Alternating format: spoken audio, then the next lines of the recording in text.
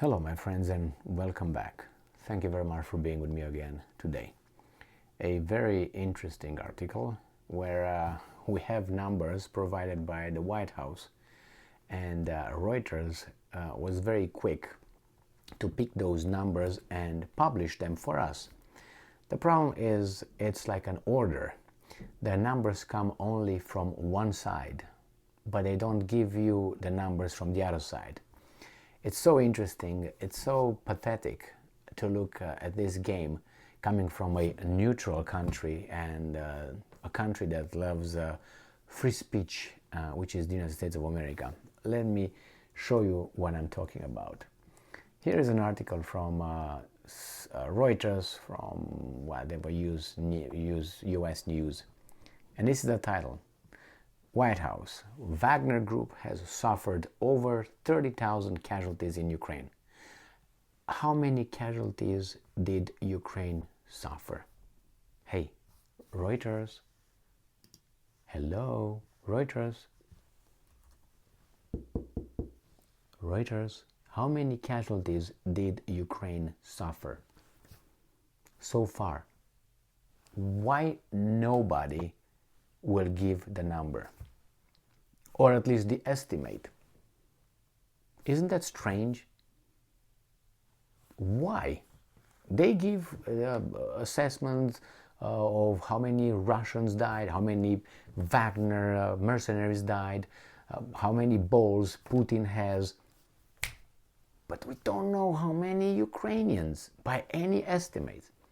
Should it be such a secret that nobody could find out, but they find out how many Russians? I thought Russia is better at hiding things than Ukraine. And I thought that Ukraine is a free country and loves democracy and is like us. And I thought that the Russians are secretive and, evil. I think they know the numbers, but I think that's an order somewhere that you're not supposed to publish those things. And this comes to my mind when Ursula von der Leyen, if you remember her, about 4 months or so, maybe 4 months, she came and she said that there were about 100,000 Ukrainian wounded and dead in Ukraine so far. And then in the 48 hours, not 48 hours, 48 minutes, the Ukrainians made some phone calls and they redacted the whole thing on the European Union website with that mention. And they came out and said, no, actually, Ursula just dreamed about that number. It's incorrect. We don't know. And we live in a free world and a free mass media. Where are those investigative journalists? But White House knows how many Wagner Group members died.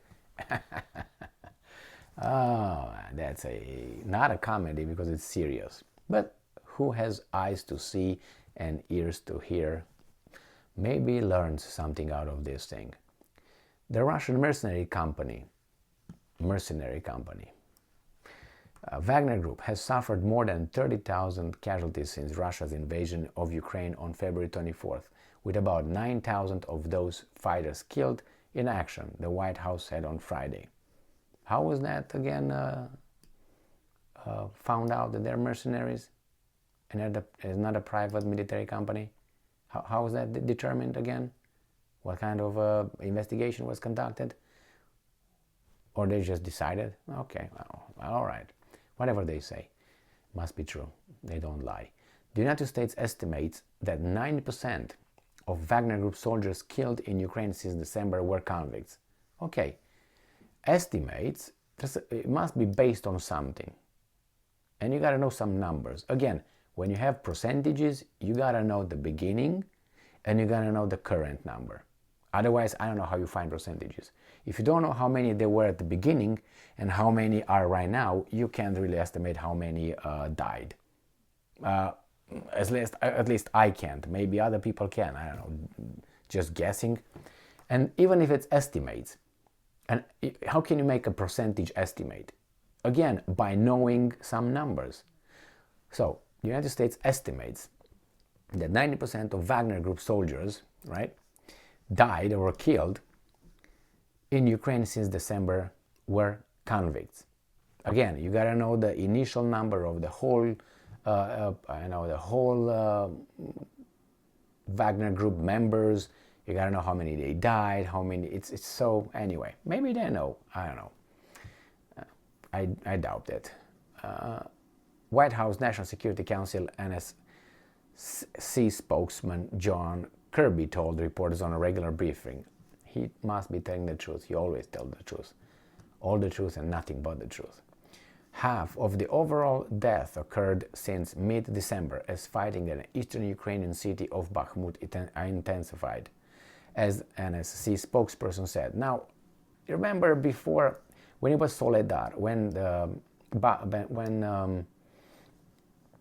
Wagner group won in Soledar, remember that's northeast of Bakhmut. What did they say? They being the mass media. They said,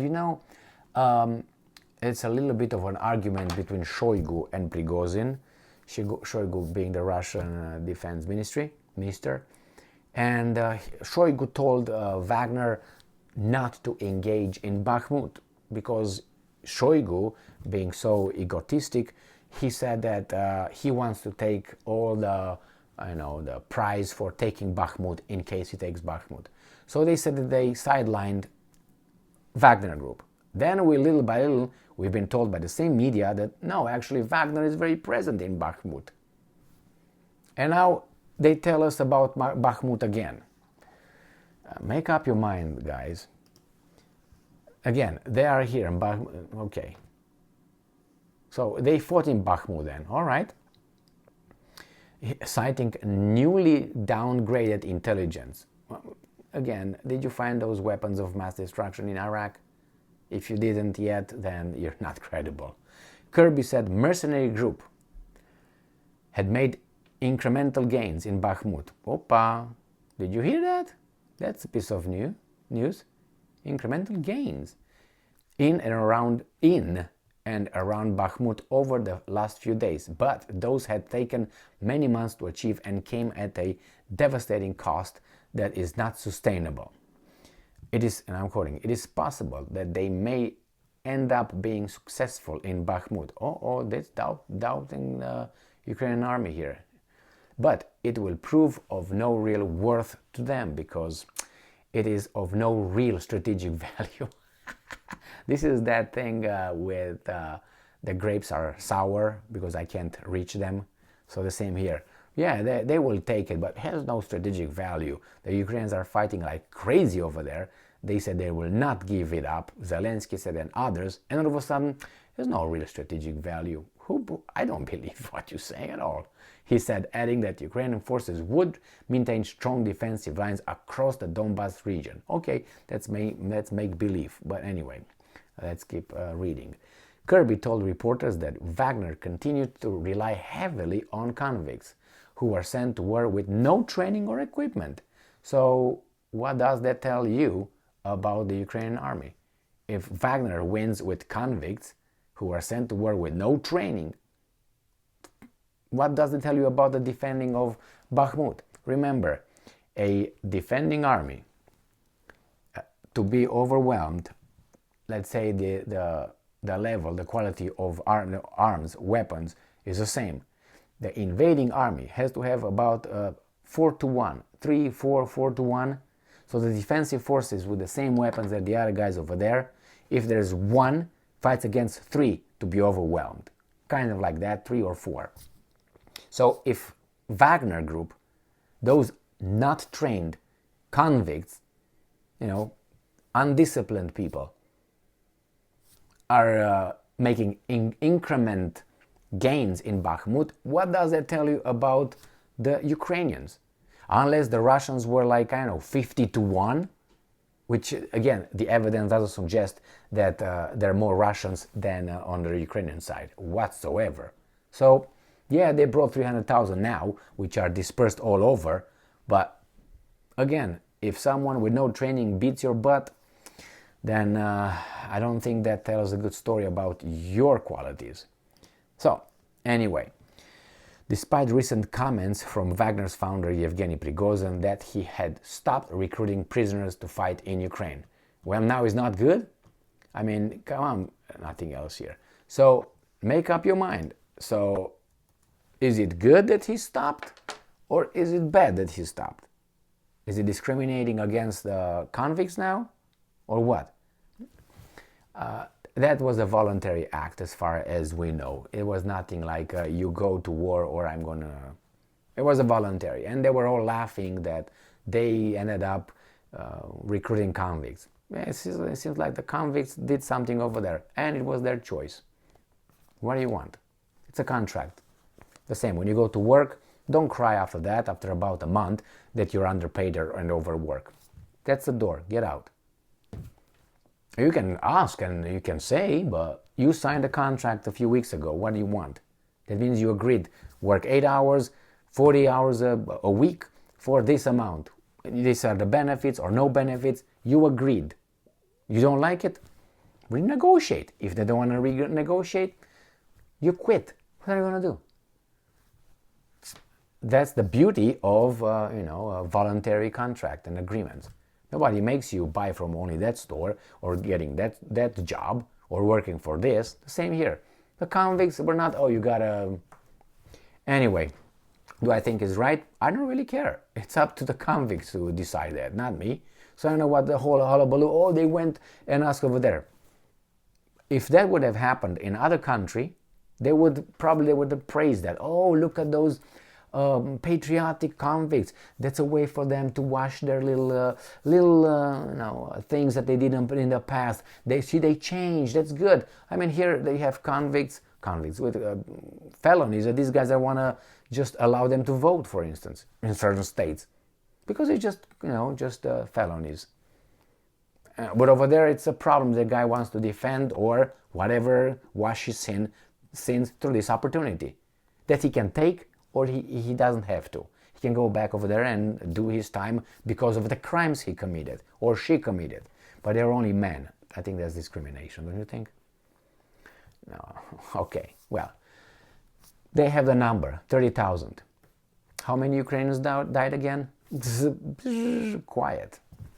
That tells you it can't be. It can't be. But some people say, why? You know the other side, but you know this side. How come? For a year? Nothing. No article from the West came and said how many Ukrainians died. There were some estimates, maybe by, I think the British defense minister said one time, and then again, Ursula von der Leyen, and then nothing. All this mass media that knows everything, no whistleblower from Ukraine, give him $3, he's going to tell you everything, no, or $5.50, no. Jesus Christ, really. And the Americans must know because they have all the communication. They have the Ukrainian communication. What do you think? But anyway, let's be naive and play like ostriches. I don't know anything. I'm just going to go to work, pay my taxes, drink my beer, watch my game, and get fat. Thank you very much for being with me again today. Stay strong, stay smart, look for the truth, and be just.